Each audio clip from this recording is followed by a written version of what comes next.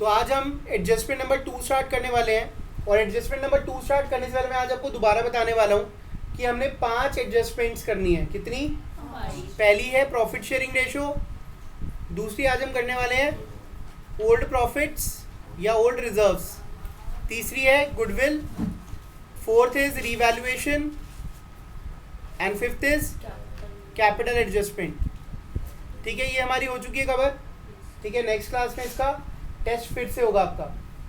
ठीक है, अब हम कर रहे हैं ओल्ड रिजर्व्स का ट्रीटमेंट क्या होता है, गुडविल, रीवैल्यूएशन और कैपिटल इसके बाद होंगी। तो ये एडजस्टमेंट जो है आपको काफ़ी कुछ सिखा देगी, जो आपको गुडविल में भी बेस बनेगा और रीवैल्यूएशन में भी उसका बेस बन जाएगा। ठीक है, अब मैं आपको यहाँ पे फटाफट सारे लिखिए। ट्रीटमेंट ऑफ ओल्ड प्रॉफिट्स और रिजर्व्स एंड लॉसेस। देखिए, इनको हम एक और नाम से जानते हैं, इनको हम बोलते हैं एक्यूमुलेटेड रिजर्व्स। क्या बोलते हैं? या एक्यूमुलेटेड प्रॉफिट्स और लॉसेस। ध्यान से मेरी बात समझेंगे। लेट से आज से 5 साल पहले 2017-18 में मैंने बिजनेस शुरू करा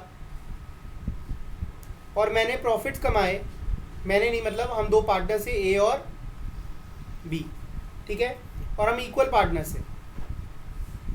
ये ऐसा करते हैं, ए बी सी, 3 पार्टनर्स ले लेते हैं, हम इक्वल पार्टनर्स हैं। ओके, हमने प्रॉफिट कमाए 6 लाख रुपए के। कितने के? 6 लाख रुपए के, और डिस्ट्रीब्यूट कर दिए, डिस्ट्रीब्यूटेड 3 लाख, और बाकी का पैसा हमने कहाँ डाल दिया? रिजर्व्स में। हमने कहा यार ये डिस्ट्रीब्यूट नहीं करते, ये आगे काम आएगा। 18-19 में हमने प्रॉफिट कमाए 3 लाख रुपए। ठीक है, और हमने डिस्ट्रीब्यूट कर दिए 1,80,000। बच कितने गए?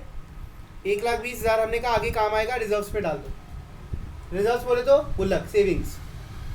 19-20 के अंदर हमने कमाए 1.5 लाख रुपए, और इसमें से 90,000 हमने डिस्ट्रीब्यूट कर दिए। बच कितने गए? 60,000। ये हमने कहाँ डाल दिए? रिजर्व्स में। ये 20-21 में हमने 9 लाख रुपए कमाए। कितने? 9 लाख कमाए। 6 लाख रुपए हमने डिस्ट्रीब्यूट कर लिए और 3 लाख रुपए हमने कहाँ डाल दिए? रिजर्व्स में। अब आगे 21-22 5वां साल हमने 10 लाख रुपए कमाए।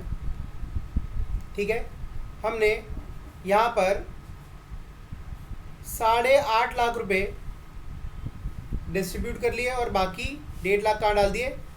रिजर्व्स में। ठीक है जी, ये कितना पैसा इकट्ठा हो गया हमारे पास? 4,80,000। Are you getting? इसी को बोलते हैं हम एक्यूमुलेटेड प्रॉफिट्स, या फिर आप रिजर्व्स भी बोलते हैं। ठीक है, समझ आ रही बात? आज केस आया, case number 1, change in PSR का। एबीसी अपना रेशो चेंज करके रखने जा रहे हैं 2:1:1। कितना? 2:1:1। ठीक है, तो मुझे बताओ, ये जो पुराने प्रॉफिट्स हैं इसको हम पुराने रेशो में बांटना चाहिए या फिर 2:1:1 में? सबके आंसर्स चाहिए मुझे। पुराने? श्योर हो आप? मैं नहीं मानता, मैं कहता हूँ नए में बटेगा, क्योंकि आज रेशो चेंज हो रहा है। जब भी ये बटेगा, अब से ये नए रेशो में बटेगा। तो कौन कौन मुझसे लड़ने आ रहा है?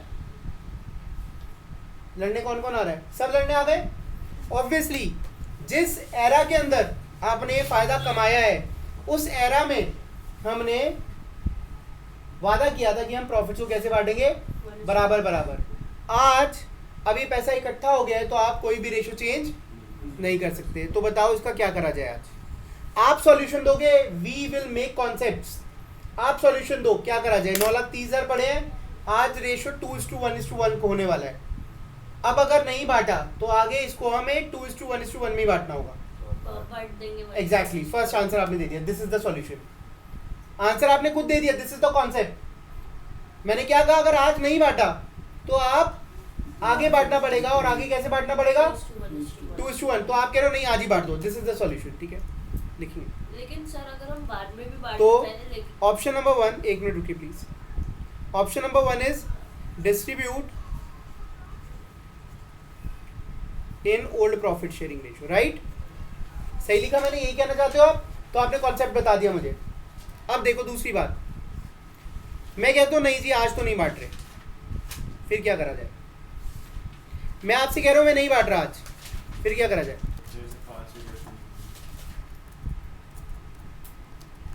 हाँ जी, दूसरा ऑप्शन क्या है? सर जैसे ए को ज़्यादा मिल रहा है ना, तो वो जितना उसको ज़्यादा मिल रहा है वो बाकी बी और सी को दे देगा, कि मतलब क्या आपने कॉन्सेप्ट पढ़ा हुआ है? लग रहा है आपने पढ़ा हुआ है, इससे बिल्कुल सही बात कह दी। अब देखो यहाँ पर लक्ष्य ने अगर ये बात नहीं पढ़ी तो clap for him, he has made a concept, ठीक है, अपने आप ही बना लिया। तो आपने कॉन्सेप्ट ही बनाना है। देखो जी, लक्ष्य ने कहा कि भाई 2:1:1, मतलब ए को ज़्यादा मिल रहा है और किसी ना किसी को कम मिल रहा है ना। जैसे कि 9,30,000 को बांटो, ए बी सी में बांटो, जब हम इसको बांटेंगे तो क्या आएगा? हाँ जी, तो लक्ष्य ने क्या कहा, 9,30,000 को हम 2:1:1 में बांटेंगे। तो कैसे बांटेंगे आगे जाकर? इस रेशो में 465, 232, 500, 232, 500। और इसको बांटना कैसे चाहिए था? 1:1:1 में, मतलब 3,10,000, 3,10,000, 3,10,000। तो अब देखो यहाँ पे ए को कितना ज़्यादा मिल रहा है, 1,55,000। इसको कितना कम मिल रहा है? 67,500 आई थिंक, नहीं 72,500, 72,500 नहीं 70 कितना आएगा ये? 77,500 है, 77,500, राइट? तो अब यहाँ पर देखो ए को ज़्यादा मिल गया 1,55,000 और बी और सी को उतना ही कम मिल रहा है। तो आज क्या कर दो, कुछ ऐसा हो जाए जिससे आगे किसी को परेशानी ना हो। वो क्या हो सकता है? एक से ले लो, कितने पैसे? 1,55,000 और बी और सी को दे दो 77,500, 77,500। इससे क्या होगा? एक को आप बोलोगे, ये रोएगा कि आप मुझसे पैसा क्यों ले रहे हो, तो आप उसको बताओगे कि तेरे को पैसा हम इसलिए तेरे से ज़्यादा आज ले रहे हैं बिकॉज आगे जाके तुझे तेरा जो रिजर्व्स पड़े हुए हैं उसमें हम शेयर बढ़ा रहे हैं। क्लियर है? उसमें रिजर्व्स में इसका शेयर बढ़ रहा है। This is called adjustment. क्या बोलते हैं हम इसको? एडजस्टमेंट। लेकिन ये एडजस्टमेंट कब करनी पड़ी? जब प्रॉफिट को डिस्ट्रीब्यूट करने से मना किया गया। जब मैंने आपको क्या कहा? डिस्ट्रीब्यूट नहीं करना आज। ठीक है, तो आज आपने क्या कर दी? एडजस्टमेंट कर दी। अब आप आगे बांट लो, कोई दिक्कत नहीं है। ठीक है, ए को कॉम्पेंसेशन मिल जाएगा जब उसको 4,65,000 के रिजर्व तो मिल ही गए हैं। ठीक है, तो second option is not to distribute profits, not to distribute profits pass adjustment entry, pass adjustment entry. Next is same चीज अगर एडमिशन के केस में हो रही है, सेम सब कुछ सेम है। ए बी सी पार्टनर्स थे किस रेशो में? 1:1:1 में। अब ए बी सी और डी हो गए और रेशो हो गया 1:1:1:1। और हमारे पास ओल्ड प्रॉफिट्स कितने पड़े हुए हैं? 9,30,000। तो अभी भी आपके पास कौन से ऑप्शन है? Option number 1। आज अगर ये प्रॉफिट नहीं बांटते तो रेशो कितना हो रहा है? 1:1:1:1, मतलब 1/3 का क्या हो रहा है? 1/4 हो रहा है। तो आप क्या कहोगे? पहला ऑप्शन क्या होता है हमेशा? ये 9,30,000 को आपको कैसे बांट देना चाहिए? डिस्ट्रीब्यूट कर दो, है ना? Distribute in old profit sharing ratio. ठीक है, तो ए बी सी में बांट दो। ए बी सी में बांट जाएंगे तो कोई दिक्कत ही नहीं, राइट? डी में नहीं बचेगा। आपको क्या लगता है? ठीक है, अभी ये प्रॉफिट किसके थे? किसने कमाए? आप दोगे डी को? आप खुद सोचो, मुझसे मत पूछो। डी को दोगे? क्या उसने कमाए थे? क्या वो था तब? क्या उसको मिलने चाहिए? Answer is no. ठीक है, समझ आई बात? आप बताओ, आप हम 3 पार्टनर्स हैं, ठीक है, चौथा पार्टनर अभी भी आया है तो उसको पुरानी चीज दोगे, और दोगे तो क्या लोगे, पैसे लोगे। अब देखो नेक्स्ट, अब मैं मना कर देता हूं कि do not distribute, do not distribute, तो आप क्या करोगे, ठीक है, व्हाट टू डू। आगे जाके फिर चारों में- अब देखो यहाँ क्या होगा, यहाँ ए बी सी डी हो गए हैं, तो मतलब ये जो बटेगा आप चारों में बटेगा, कितना कितना मिलेगा, ए बी सी और डी को कैसे कैसे मिलेगा, कितना आ जाएगा, वो ये 2,62,500 नहीं 232,500 आएगा, 1:1:1:1। सर हर क्वेश्चन में ऐसे सेम ही रहेगी रेशियो। अभी बताता हूँ,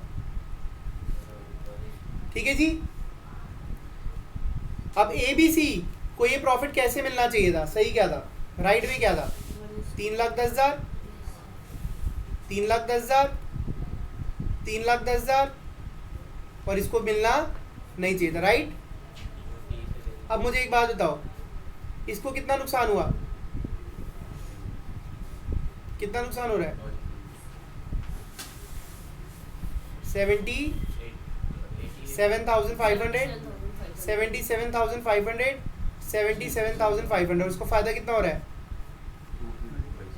इसको गेन हो रहा है और इन्हें सैक्रिफाइस हो रहा है। आप क्या करोगे, कौन देगा पैसा, एग्जैक्टली अब डी से ले लोगे आप, डी को आप डेबिट मार दोगे, डी रोएगा, डी रोएगा तो आप उसको क्या आंसर दोगे कि तू रो क्यों रहा है भाई, तेरे को तो हम पहले रिजर्व दे दिए, ये जो पैसा तू हमें दे रहा है ऑलरेडी तुझे उतने के रिजर्व मिल चुके हैं, क्योंकि आज हम बांट तो रहे नहीं है, और आज से रेशो में तू हमारा पार्टनर हो गया है, तो तेरा शेयर अपने आप आ गया वहां पर, ठीक है, तेरे को तो रिजर्व मिल गया, अभी आते ही रिजर्व मिल गया, तो तेरे पैसे तो ऑलरेडी वेस्टेड हैं, तो इससे 232,500 लेकर किसको दे देंगे,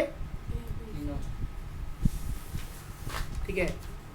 माई class is over for today, we have made concepts, ठीक है, there are 2 options, same retirement और डेथ में होगा, लेकिन रिटायरमेंट डेथ के टाइम में वही कराऊंगा। अभी ये ट्रीटमेंट ऑफ ट्रीटमेंट ऑफ, हाँ जी, अब आ जाते हैं वही concept, treatment of reserves and losses. अब मैं आपको यहाँ पे इनका ट्रीटमेंट लिखवा रहा हूँ। ट्रीटमेंट 1,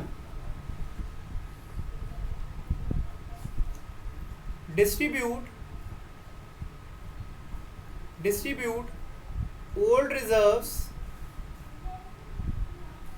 और losses between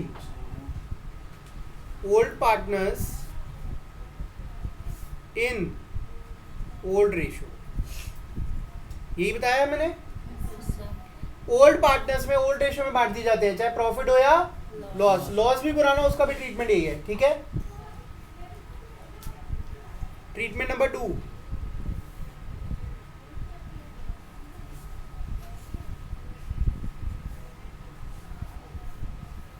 if question ask not to distribute profit or loss, profit मतलब reserves,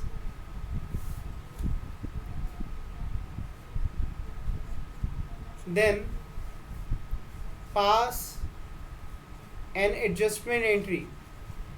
जो मैंने अभी आपको सिखाया वो लॉजिक था, अभी मैं आपको डायरेक्ट जर्नल एंट्री बता रहा हूँ, ठीक है।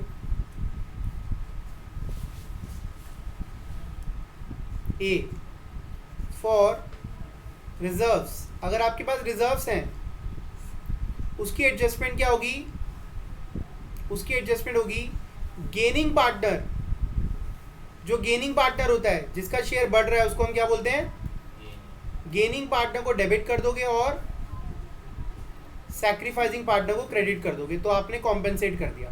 क्लियर है?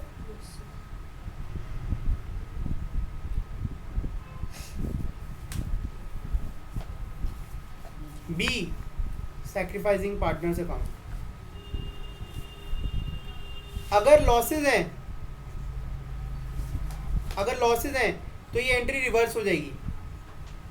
उस केस में गेन जो सैक्रिफाइसिंग होता है वो गेनिंग बन जाता है और गेनिंग सैक्रिफाइसिंग।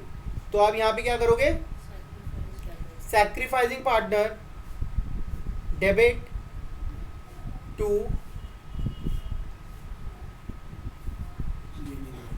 Gaining partner. ठीक है जी। अब कितना पैसा लेना होता है इन गेनिंग रेशो, इन जितना भी उसको गेन हो रहा है, समझ आ रही बात, जितना उसको गेन हो रहा है उतना ही वो पैसा देगा। तो गेनिंग रेशो का मतलब क्या है, जितना शेयर उसका बढ़ा उतना पैसा वो देगा। और सैक्रिफाइसिंग पार्टनर को कितना पैसा मिलेगा, जितना उसका कम हुआ, जितना रेशो कम हो गया उसका। तो इन सैक्रिफाइसिंग रेशो, यहाँ पर भी क्या आएगा, इन सैक्रिफाइसिंग रेशो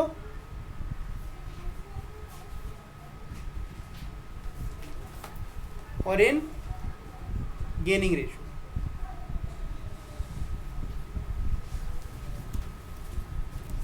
हाँ जी, नोट डाउन कर लीजिए। समझ आ रही बात।